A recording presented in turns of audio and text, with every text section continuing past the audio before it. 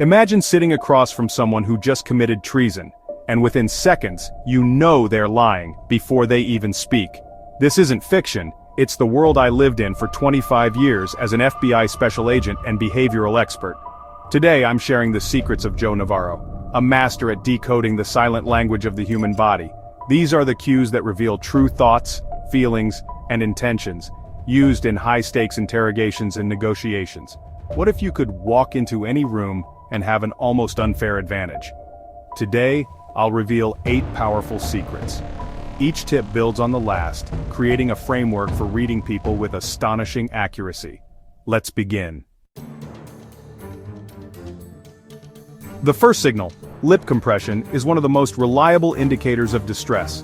When someone's lips vanish into a thin, bloodless line, their brain is telling their mouth to shut down, to keep something in. It's a primal response, hardwired from our ancestors who needed silence to survive. Lip compression isn't just about lying, it signals any strong negative emotion, anger, frustration, or anxiety. As Joe Navarro says, when lips disappear, the person wants to disappear from the situation. You'll see this in meetings, relationships, or tough conversations when a topic hits a nerve. It's not a conscious gesture which makes it so reliable. Even skilled liars can't control these tiny muscles under stress. Watch for it, a politician at a tough press conference, a friend dodging a question. Lip compression is a silent alarm. When you see it, you've touched a sensitive area. Don't press harder right away, acknowledge the discomfort. This gives you a strategic advantage. You know more about their internal state than they realize. Remember, the body speaks a language more honest than words. Lip compression is one of its loudest whispers. It's your cue to pay close attention. What isn't being said is often more important than what is. Spot it, and you're already ahead. Let's move to the next secret. Now let's shift from body to voice, specifically cadence. Confident people speak with a steady, rhythmic flow. Their words have a natural pace and deliberate pauses. When someone's nervous or deceptive, that rhythm breaks. Speech becomes rushed, choppy, or filled with hesitations. In the FBI, we'd establish a baseline with easy questions, then listen for a change in cadence when things got sensitive. A sudden speed up, a stutter, or a flood of filler words? That's a red flag. Mastering your own cadence projects authority. Use pauses to command attention and let your words land. Listen for cadence in others. Does their voice become discordant when the topic shifts? The rhythm of speech is a direct window into comfort and certainty. Don't just hear the words, hear the music behind them. Is it confident, or is it hiding something? By tuning into cadence, you become both a more influential speaker and a sharper listener. The truth is often in the tempo. Next, let's talk about power without saying a word. Ready? Let's go. Power dynamics are everywhere, and one of the simplest ways to influence them is chair height.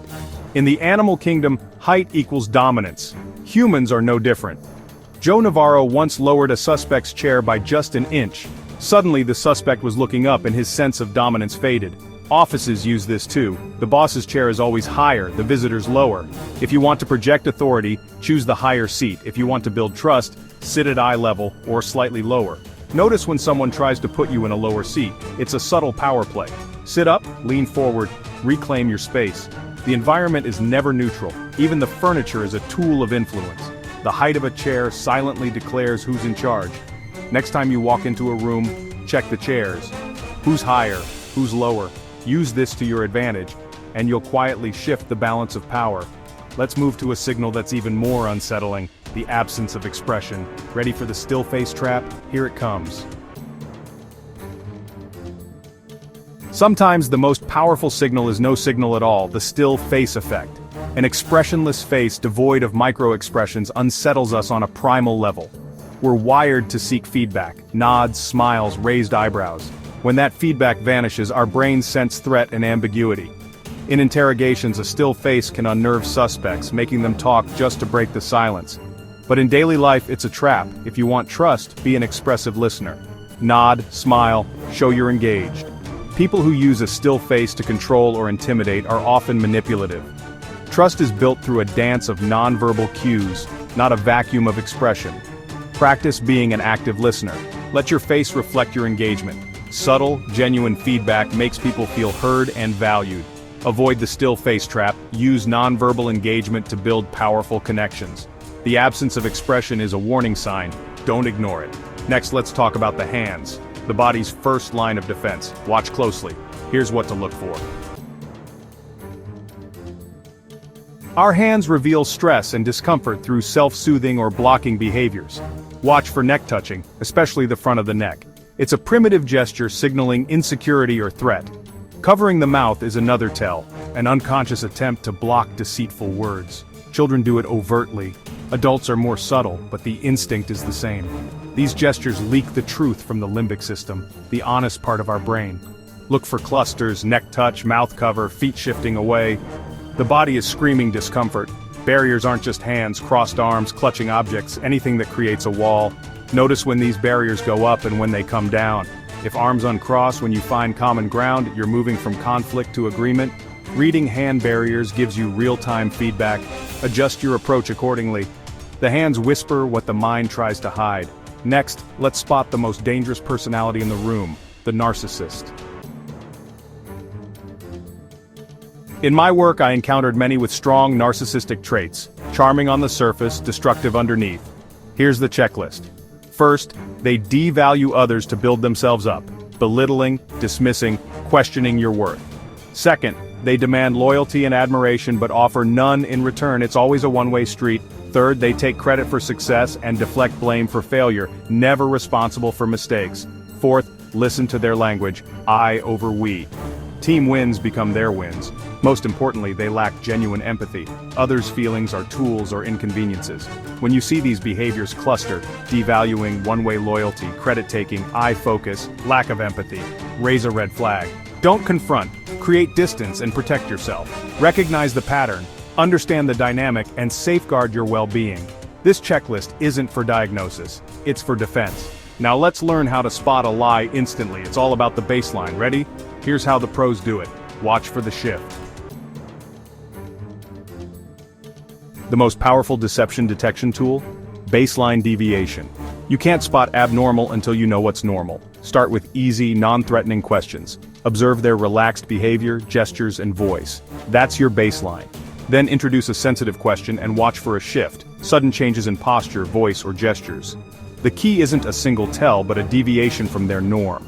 For example, relaxed hands become clenched, steady voice turns choppy, eye contact breaks.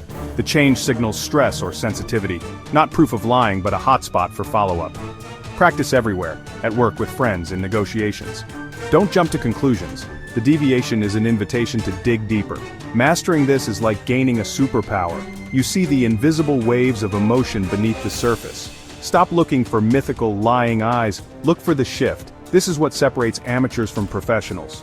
Next, the ultimate secret comfort unlocks the truth. Here's why. The final, most important secret, comfort, not pressure, unlocks the truth. People don't confess to those they fear. They open up to those who make them feel safe. Aggression makes people defensive. Empathy makes them cooperative. Build comfort through active listening, validation, and non-judgmental language. Instead of accusing, say, I sense there's more to the story, help me understand. Rapport lowers defenses and invites honesty. Joe Navarro spent most of his interviews building comfort, not confrontation. This principle works everywhere: negotiations, management, relationships. When people feel safe, their guard drops and the truth surfaces. Make honesty a relief, not a risk. Know the signs of discomfort, but master the art of creating comfort. That's the highest level of behavioral science. The real key isn't intimidation, it's empathy. Remember, psychological comfort unlocks everything. These aren't just tricks, they're field-tested techniques from a master of reading people.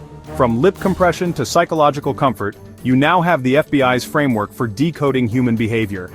The world looks different when you see the silent conversations in every interaction. You'll notice cadence, hand barriers, and baselines everywhere. If your perception just shifted, hit like and subscribe for more real-world psychology. Share your own experiences in the comments. What have you noticed? The most powerful skill in the world is awareness. Watch closer. They always tell you, you just have to know where to look.